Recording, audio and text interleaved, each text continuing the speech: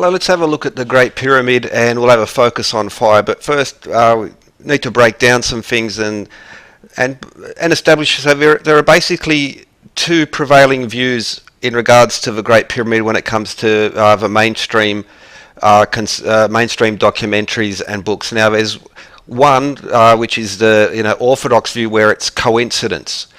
And well, it's a very, very weak argument, very lazy argument, and it's flies in the face of reason, and is based around ignoring the measurable, the facts regarding the pyramid, the very interesting facts. Then you have, again, on the mainstream view, you have the opposite side, where everything is aliens. I don't know how to do it, therefore no one else can do it. And this in itself is another very, sorry to say, a very lazy view.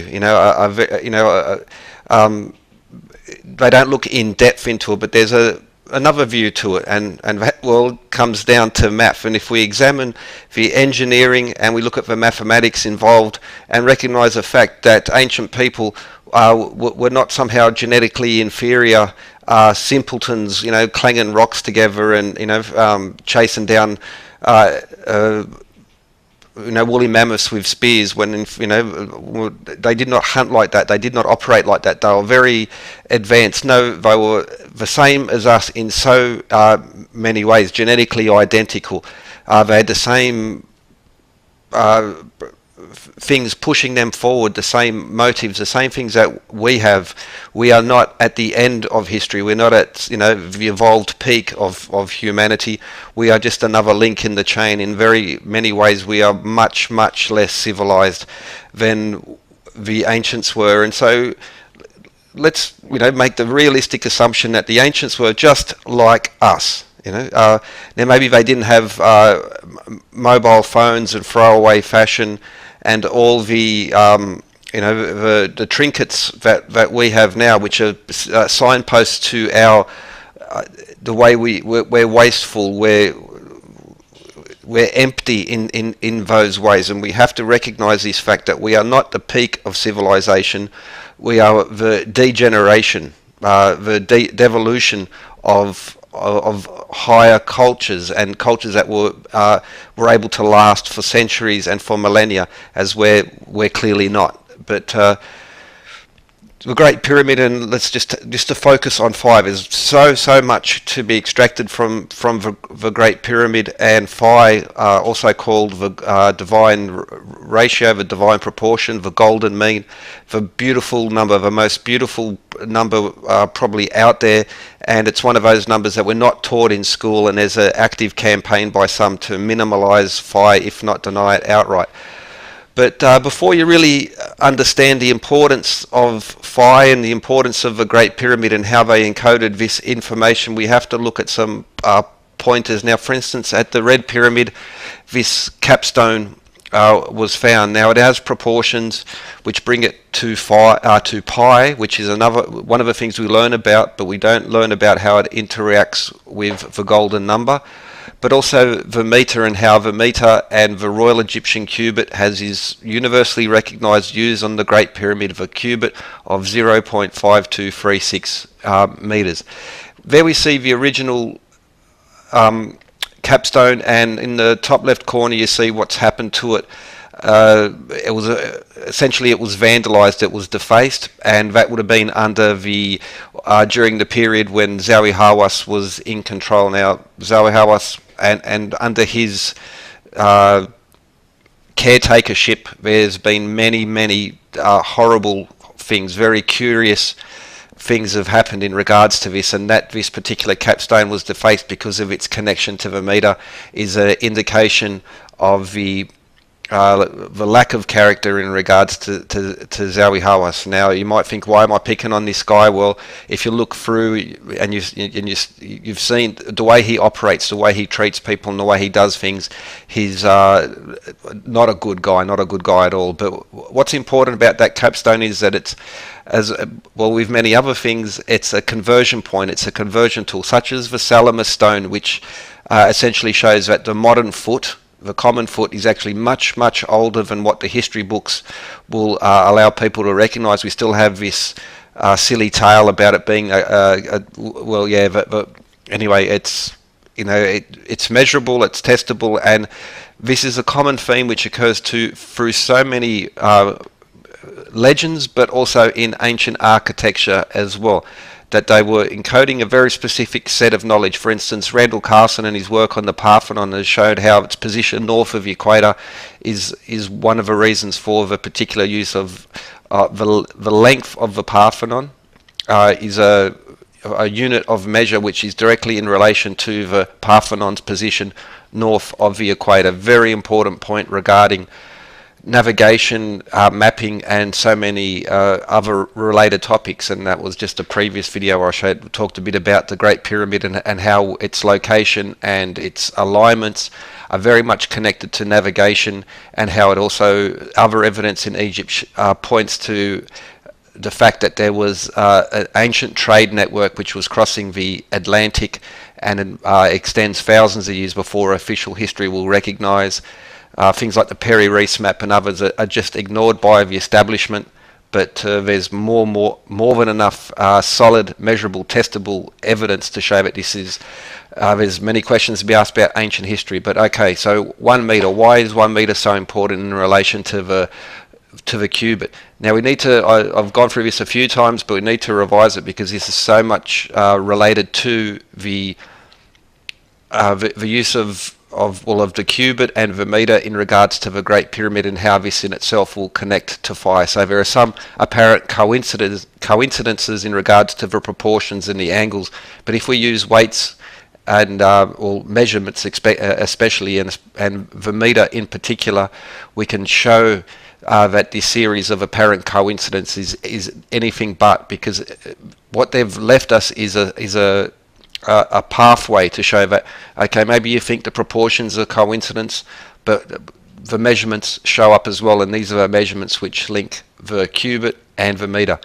Included in that information, we have many geometric, high mathematical knowledge. Now, also another key point in regards to this pendulum is, depending on your position north or south of the equator, the length of the pendulum changes, and it's interesting that at Greenwich at 51 and a fraction degrees that it tees up perfectly at 86,400. Now, given the angle of the pyramid, that's very, very another lovely coincidence, so-called coincidence. It's not. It's another example of this particular method, which is being passed down through time, and by using weights and measures, they've written it in a language of stone which encodes proportions of the earth, and through these units of measure, we have so much else extracted. But the pendulum, 1 metre will swing 1 second. So 1 second, the pendulum and the cubit are intricately connected, and especially through the number 86,400. Okay, but now also the pendulum that's at 30 degrees, which gives us a cubit, and the metre and the second, will also bring us to, the radian, which is apparently another one of these supposedly, allegedly modern units of measure. You can even see here how it divides, and will bring us phi squared, 0.2618. Well, it's precisely 0.261879, but it's such a minute fraction that it's barely measurable even using very, very sophisticated modern equipment. But the use of the metre and how this pendulum and the cubit and the second, how they connect together. Now, again, I've repeated, it's a bit of a repeat from last video and a few other videos, but it's very profound, very important, because it ties all these things together.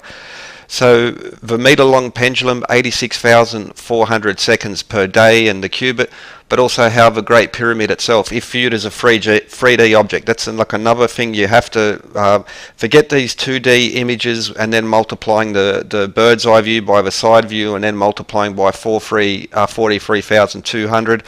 Very nice, but it's not as elegant, because this brings it precisely together, where if we view the pyramid from the angle, we see the maximum visible edge length of this three-dimensional object. It's not a piece of paper to be viewed from the side and the top. It's a 3D object, and that's got to be, this needs to be revised even amongst the alternatives. But so the metre, the second, the cubit, including the use of the radian and geometric proportion. So much other information is encoded in that pendulum. So we need to, all these things come together, and any notion of coincidence goes flying out the window unless you're, profoundly resistant to information, and you're into dogma and into dogmatic thinking is the only way to avoid these types of things. And so we have the Great Pyramid navigational descriptions of the Earth, descriptions of proportion of size of the Earth and the Moon, and so many other astronomical connections. But what I want to have a look at is now, having established that the metre, the second, the cubit, and all these come together, now we need to have a look at the golden number, or phi, and this very important mathematical information and how it connects to so much else across the natural world. And just also to make the point that with so much other knowledge, the golden number was used in various forms through proportion and through measurement through the metre, as a signpost to say, now if this is a coincidence, maybe, if this is a coincidence, maybe, but these coincidences pile on top of each other and actually merge together, reinforce each other to remove any prospect. There is approaching absolute zero to say that there is absolute zero chance that this is all by coincidence. So we'll have a look at that now. Okay, so we've established a 1 metre radius, 1 metre length of the pendulum, how it connects to the cubit and other things, how it connects to also to this capstone, but how does it connect to phi, the golden ratio, the divine proportion, this number, which, and at the end we'll have a look at it, how important it is in nature, but how it's also this beautiful number mathematically. Here's like one example: phi plus 1 is phi squared, phi minus 1 is 1 over phi. It's the only number works like that. And understanding that's very important. It's also a signpost to say in regards to their level of sophistication. Now, when they most will use the example of the perfect proportions of the pyramid being 440 cubits wide and 280 cubits high, which gives us these proportions which are very close to phi, but not precise. Still very, very, very close. But there's a way to understand a pyramid, looking at it as a 3D object, not as a 2D on a piece of paper, but considering the fact that it's a 3D object and that each side of a pyramid has slight variations. We're going to use the J.H. Cole survey, which is still the superior survey just after the rubble was cleared, which was backed up by the Egyptian government survey at that time and has been backed up by every other survey since. Now, so this is the J.H. Cole survey as a base, because he also included the height and many other things, but you could pick pretty much any other survey that has been done of a Great Pyramid to use it.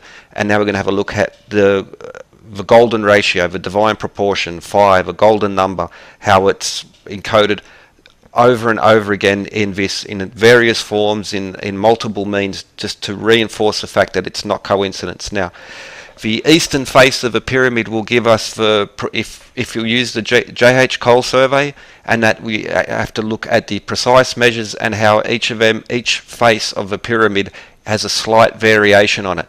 The go-to explanation would be that either it was mistakes in the construction process. But, well, if you understand how perfectly it was engineered and all these other factors that go into it, that's not an acceptable explanation, because they went to great lengths to orientate this thing perfectly and create essentially a perfect building, which is only now in the most expensive, most precisely engineered buildings is that level of expertise being rivaled. But what we have on the eastern face is the proportions of phi, or phi minus 1, which is equal to 1 over phi. One of the important reasons why they're telling us this, and they've passed it on, and we see how it comes like so close that it's the margins of error within the measurements, but also it makes that difference so infinitesimal that you're almost talking about adding the thickness of a fingernail either side to get these perfect proportions. and this is what will emerge. Okay, so this is, and again, using not the ideal proportions, which is most commonly used, but using the actual survey data provided, but beginning with Petrie, but J.H. Cole, because he was the first to survey it after the rubble was removed, and that's an important point. So there's been all sorts of shenanigans going on in regards to the stone and other. The Great Pyramid I don't know how to explain it. It's almost like there's some nasty stuff has been going on in regards to there, and the efforts to anyway. But also what we have on that same southeast corner, we also have, so that was a proportion. Now on the southeast corner of it, if you include the subterranean parts, what we have now is also phi plus 1. So that's, which is phi squared, and because of the beauty of phi, you also have the inverse as well going on. But which is also, so phi minus 2 equals 1 over phi squared. Phi is this beautiful number in maths, and it's one of the most important numbers in nature as well. And this is, again, one of the reasons why they went to such efforts to encode this and pass it on, and why other ancient architecture as well as modern architecture, especially that connected to Templars, Freemasons, Oddfellows, and have these proportions in them, because it's those in the know about it, and there's a very strong effort by gatekeeper, including senior mathematicians, to try and discredit this and remove it. But another important point now, because of the proportions, the angle that was chosen for the Great Pyramid, you're going to have phi repeated across so many various forms as a proportion. So for instance, the surface area versus the base area will also give us these proportions of phi. Now again, within the acceptable margins of error of any survey, and because of missing casing stones, there's going to be this little a little bit of wiggle room in there. But what we see is, as you move around, we're going to find how these proportions they come together, and again within acceptable margins of error used by still to this day. So if anyone wants to nitpick these facts, well, firstly, show me any modern survey or any modern engineering, and we'll look at the margins of error within there, and then we can bring it back together. So just to that argument can be demolished so easily.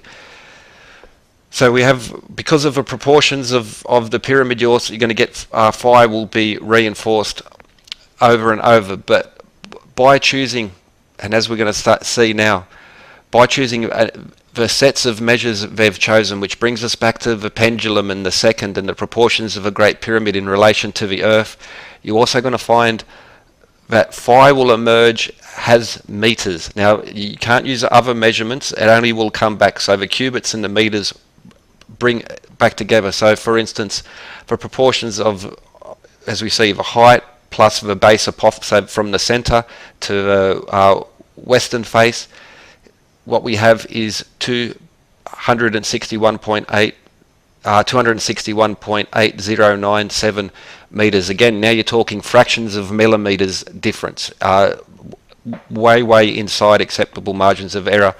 And so we have phi squared times 100. This will be repeated in other formats. So whatever on the inside of a pyramid will be repeated on the, what's on the outside of a pyramid will be repeated on the inside, in this as above so below concept.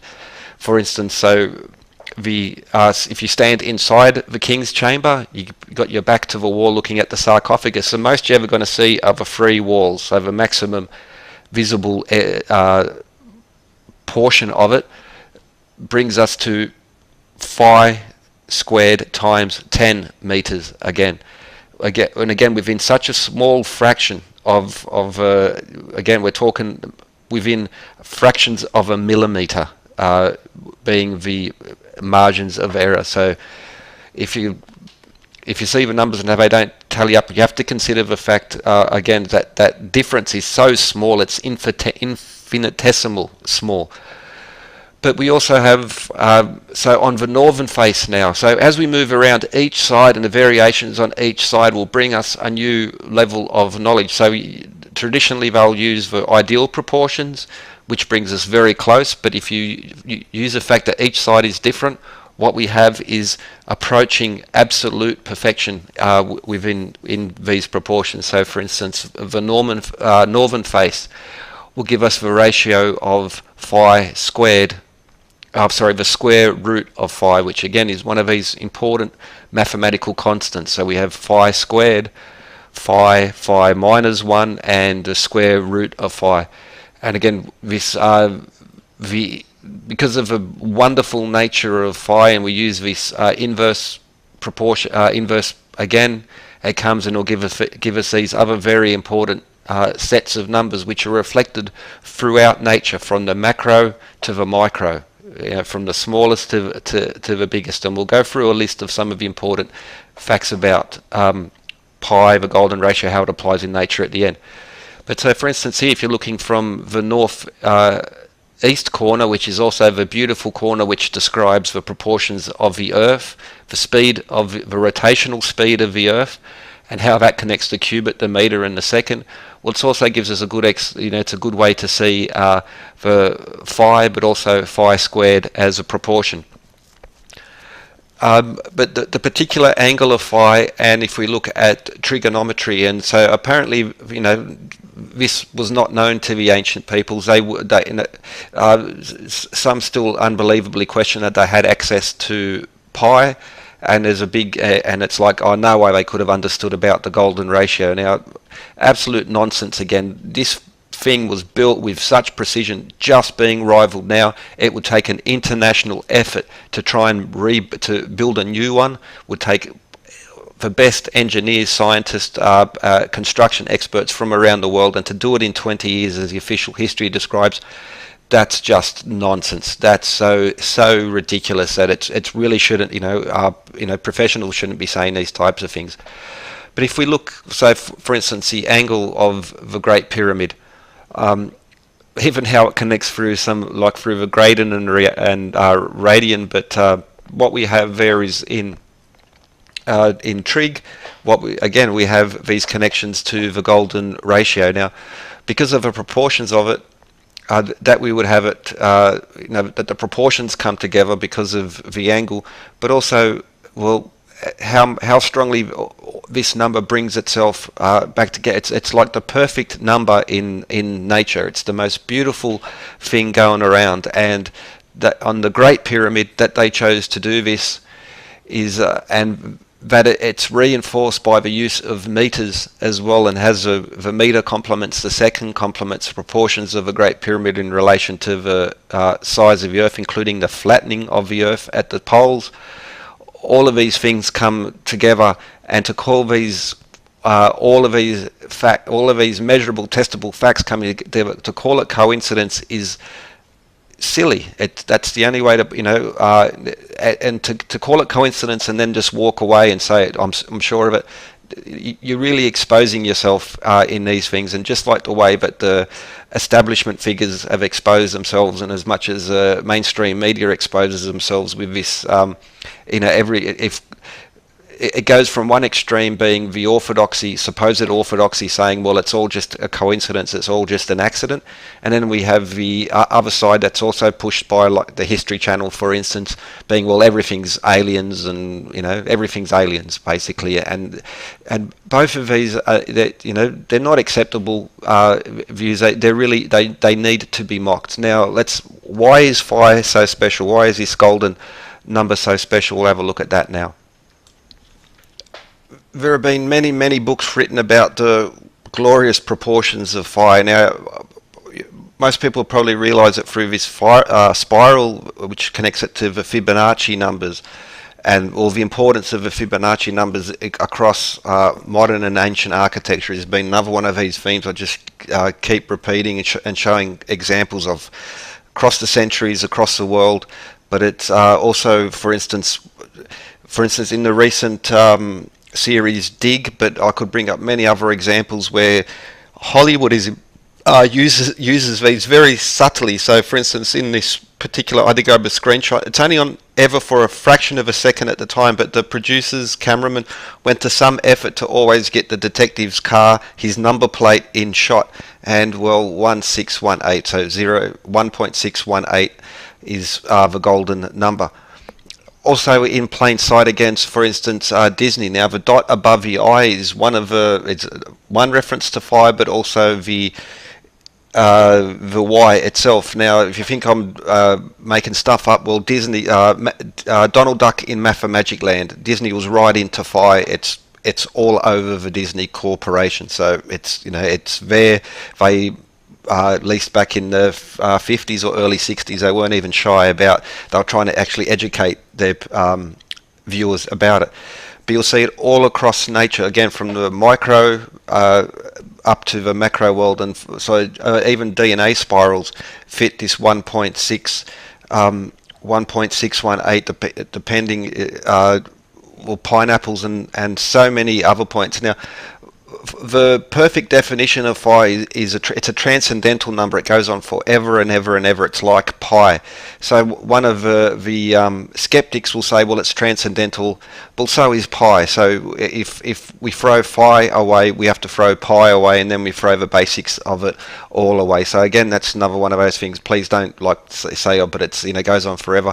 Well, you don't really think about it. Think about pi and other transcendental numbers and how important they are. So it is definitely built into nature. It's not even a secret. Now, even it's a dogmatic view to try and deny it, and how strongly, especially the beautiful things in nature, and the sunflower being one of the perfect examples of it. We see again this Fibonacci spiral, which defines the shape of the seeds and itself, but also the number of petals. Now, a sunflower will typically have 34, 55, or 89 petals. They being the Fibonacci numbers, which define that same Fibonacci spiral. From the atomic sized up to the human sized, but also up to the galactic size as well. And you'll find so many spirals, well, again, appearing in galaxies, and there's a number of again, it's repeated over and over again. But even on a larger than human scale, another example is how often storms, cyclones, typhoons, hurricanes have this proportion. You'll even see it in so many other formats. It's just nature pushes us towards this. It's built into nature, and because the perfect mathematics of this number is one of the reasons why it's so important in nature itself, and why it's repeated over and over again. Because to use any other number, you eventually get a wonkiness appearing. But like the pentagram and the pentagon, even again the angles using the three, just like in the Great Pyramid, as we saw earlier, even the golden number will emerge from these. It's like it comes together so often. Now, there we see the Fibonacci numbers. I had this in regards to how 55, 144 and 377 are constants in architecture, modern architecture, but also going back to ancient times. But also you might notice that in the long rods, the ancient unit of measure, sometimes called the Persian foot, but goes back to Stonehenge. Stonehenge phase 1, the earliest parts of Stonehenge, which is back 3500 BC. That also defines the diameter of the sun. One of these constant themes, but this is phi is perfect. Phi plus 1 equals phi squared. Phi minus 1 equals 1 over phi. Only the golden number does this, and there's so